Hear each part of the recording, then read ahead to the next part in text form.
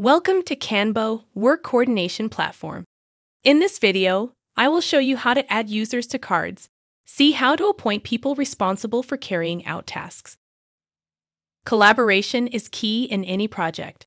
KanBo makes it easy to add users to cards. By assigning users, you can delegate tasks and ensure that everyone knows their responsibilities. In the Space view, we can simply drag and drop people to cards, but that's not all. Large tasks may require more people. Each card can have multiple users assigned to it. We can add them with ease, but remember that there should always be the main person responsible for completing the task on time. There are two types of card users: responsible person and coworkers. Each card can have only one responsible person.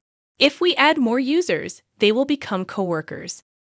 We can see all assigned users without entering the card.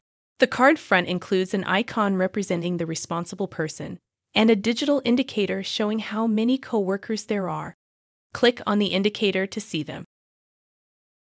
Discover more KanBo features together with us. See you in the next video.